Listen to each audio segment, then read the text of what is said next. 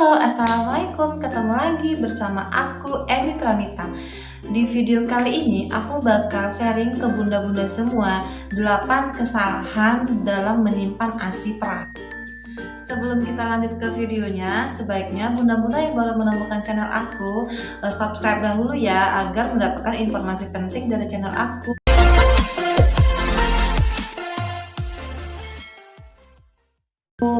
Oke, kita lanjut. Yang pertama, kesalahan bunda dalam menyimpan ASI adalah menyimpan ASI segar di dekat daging. Nah, jadi di video aku yang sebelumnya aku sudah pernah membuat cara menyimpan ASI di kulkas satu pintu. Jadi bun, disarankan itu menyimpan ASI itu kalau kulkasnya satu pintu itu disarankan untuk menggunakan wadah kembali agar si ASI tidak bergabung langsung dengan daging ataupun ikan-ikanan. Nah, jadi seperti ini ya bun, aku tidak pernah menyimpan ASI langsung ke dalam freezer. Jadi aku selalu menyimpan ASI itu di dalam kotak atau wadah tersendiri agar dia tidak terkontaminasi oleh ikan ataupun daging, sehingga ASI itu tetap terjaga gizinya. Tapi itu aku lakukan karena kulkas aku satu pintu dan masih tergabung dengan sayur mayur ataupun lauk pauk. Jika kulkas bunda itu dua pintu ataupun memang kulkas yang terpisah antara makanan dengan ASI, maka nggak apa-apa untuk langsung dimasuk ke dalam kulkas. Tapi kalau masih tergabung, jangan biarkan ASI itu bergabung dengan daging ataupun ikan-ikanan ya bunda ya. Kedua, itu menyimpan ASI di dalam botol yang tidak kering. Jadi bun, kan botol itu kan kita bisa dipakai berkali-kali. Nah, dalam mencucinya itu sebaiknya bunda itu dikeringkan dahulu baru dipakai. Ada kan mungkin dalam kondisi terdesak, bunda-bunda itu setelah dicuci botolnya itu langsung dipakai. Nah, sebaiknya itu dikeringkan dahulu, setelah dia kering baru dipakai kembali.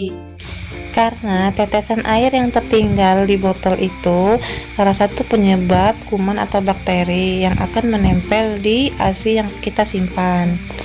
Jadi diusahakan botolnya kering ya bun ya. Kemudian yang ketiga, itu kesalahan bunda dalam menyimpan ASI adalah terlalu penuh baik di kantong ASI maupun di botol ASI. Nah, itu jangan sampai terlalu penuh bun.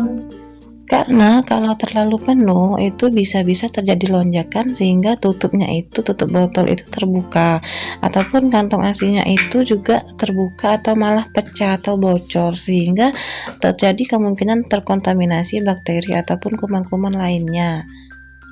Jadi dalam menyimpan ASI, bunda sebaiknya jangan melebihi garis pada botol, atau di botol itu ada garis tersendiri, itu adalah batas untuk mengisi ASI-nya, ataupun juga di kantong ASI pun demikian. Kemudian yang keempat itu adalah ASI berbulan-bulan di kulkas. Nah bun, kenapa aku tidak anjurkan menyimpan ASI di kulkas terlalu lama? Walaupun menurut penelitian memang ASI itu bisa bertahan di freezer 2 bulan, 3 bulan kalau di satu pintu, kemudian yang di dua pintu itu bisa 6 bulan. Tapi berdasarkan pengalaman aku, kita itu sulit sekali untuk menjaga kesterilan dari kulkas tersebut. Jadi apalagi ya kalau aku kan pakai kulkas yang satu pintu kan. Nah, jadi kalau kulkas satu pintu itu kan kita buka tutup terus, kemudian freezernya itu kita gabung dengan daging, dengan ikan. Jadi kemungkinan untuk terkontaminasi itu sangat besar sekali walaupun sudah kita tutup rapat ataupun kita wadahi kembali. Nah, untuk meminimalisir itu semua, sebaiknya aku saranin jangan sampai terlalu lama. Jadi memang bagi aku tidak efektif sekali kalau kita menyimpan ASI terlalu banyak dan terlalu lama di kulkas, nanti juga tidak terpakai. Nah, kemudian juga kemungkinan mati lampu bun. Kemungkinan mati lampu itu kita tidak tahu. Misalnya kita menyimpan dalam freezer itu misalnya berapa botol ataupun berapa kantong, kemudian mati lampu. Nah, mati lampu misalnya oke, kalau setengah jam kita bisa minimalisir agar ASI-nya itu tidak rusak dengan memberikan batu es. Aku juga pernah pengalaman seperti itu. Tapi kalau seandainya ada kerusakan misalnya 1 jam 2 jam, itu kan ASI-nya bisa rusak. Nah, itu kalau seandainya banyak, sayang sekali kan ASI-nya terbuang.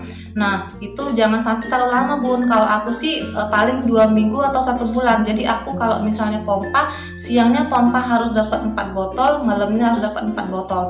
Kalau nggak dapat seperti itu, aku kejar terus bun, jangan sampai kurang. Karena kalau 8 botol itu aku udah ngerasa aman banget, untuk besoknya, jadi stok untuk besok. Nah, kemudian besoknya juga seperti itu. Jadi aku cuma nyimpen ASI di kulkas itu sekitar 10 botol ataupun 20 botol itu untuk stok kalau seandainya aku nggak dapat 8 botol dalam sehari. Jadi aku targetin sehari harus 8 botol. Gitu, Bun.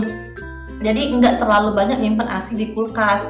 Nah, kemudian kesalahan yang kelima, memanaskan ASI di microwave. Nah, mungkin ini bunda-bunda yang punya microwave. Jadi kalau aku sih nggak punya microwave ya, jadi nggak pernah manasin ASI pakai microwave. Nah, jadi kalau bunda-bunda punya microwave, bunda-bunda kepikiran panasin aja pakai microwave, kan boleh juga tuh. Itu tidak disarankan, Bun, karena microwave itu terlalu panas sehingga ASI yang kita panaskan dalam microwave itu bisa membunuh ataupun juga merusak vitamin ataupun imun di dalam ASI tersebut. Jadi ASInya malah rusak, ASInya malah tidak bergizi lagi. Oke, anak memang kenyang, tapi dia kenyang tidak mendapatkan vitamin, gizi maupun sistem imun di dalam ASI tersebut. Jadi yang kelima itu menyimpan ASI terlalu lama. Nah, jadi ini hampir sama dengan yang tadi, Bun, ya. Aku telah berbulan-bulan menyimpan ASI berbulan-bulan.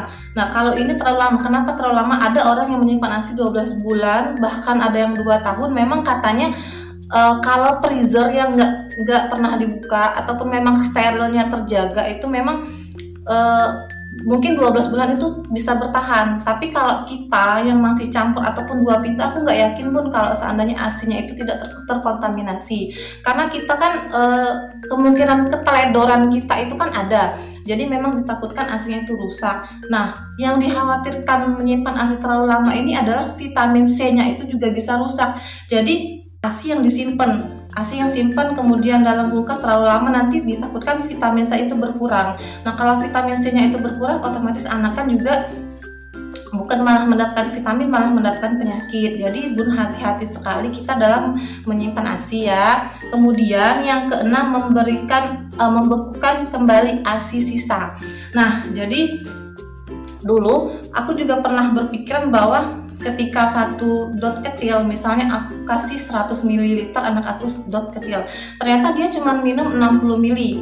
Nah, sisa 40 kan. Nah, sisa 40 ml itu kebanyakan kan diminum lagi ataupun juga ditaruh di kulkas. Jadi jangan, Bun, ditaruh lagi di kulkas, disimpan lagi, nanti ketika anaknya mau mimi dikasih lagi. Itu tidak disarankan, takutnya nanti dia sudah terkontaminasi dengan bakteri ataupun virus-virus yang di luar dan juga dia sudah rusak. Jadi sebaiknya dibuang aja. Nah, makanya setiap bunda memberikan ASI kepada anak itu sebaiknya itu sesuai dengan kebutuhan anak. Jadi kalau bisa jangan sampai kita itu mubazir ya, Bun, membuang-buang ASI. Jadi jangan digunakan lagi ASI itu terlalu banyak sehingga kita menyimpan ASI yang sudah dipakai kita simpan lagi. Itu kesalahan sangat fatal sekali, Bun. Nanti takutnya anak malah sakit, diare ataupun demam. Itu. Kemudian yang ketujuh itu pumping ASI tidak cuci tangan. Nah, mungkin bundanya males kali ya, ataupun bukan pengalaman pribadi ya. Kadang kita kalau misalnya lagi kerja, lagi di kantor, kadang memang tidak ada tempat untuk pumping ataupun pompa. Jadi kadang kita tuh terpaksa untuk pompa di dalam kamar mandi, bukan kamar mandinya, di tempat yang tempat cuci tangannya itu ya, Bun, ya.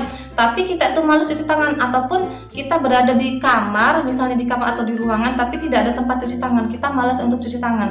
Nah, jangan sampai bunda memompa ASI tanpa cuci tangan. Jadi percuma, Bun, kalau kita pompa ASI tapi kitanya tidak menjaga kebersihan diri kita sendiri. Jadi kita cuci tangan sebelum memompa agar ASI yang kita hasilkan itu juga steril dari bakteri, dari kuman virus-virus penyakit. Kemudian yang ke-8 itu teledor dalam menutup rapat botol ASI ataupun kantong ASI. Nah, aku juga kadang karena mau buru-buru ya, Bun, ya, keseringan itu kadang kita itu mau nyimpen di dalam botol, jadi tidak terlalu rapat ataupun di kantong. Yang terlalu sering itu di kantong ASI itu yang sering kadang tidak terlalu rapat kita menutupnya. Nah, kalau seandainya tutup tidak terlalu rapat, Bun, bukan hanya tumpah, tapi juga banyak bakteri yang berkemungkinan akan masuk ke dalam ASI tersebut ataupun terkontaminasi oleh virus ataupun bakteri. Nah, jadi ASINya malah tidak steril lagi. perhatikan kebersihan, keamanan dari ASI perah tersebut agar ketika ASI sampai ke anak kita itu gizinya, nilai vitaminnya, nilai imunnya tetap terjaga. Jadi anak kita itu tetap sehat dengan meminum ASI kita. Jadi jangan sampai pun kita sudah capek-capek memompa ASI tetapi ASInya malah cuman sekedar air ataupun makanan yang membuat anak cuman kenyang, tidak mendapatkan gizi dan juga mineral ataupun juga sistem imunnya gitu Bun. Oke Bun, sekian informasi dari aku, semoga bermanfaat ya. Jangan lupa subscribe, like, comment, and share agar mendapatkan informasi penting dari channel aku. Terima kasih, sampai ketemu lagi, dadah.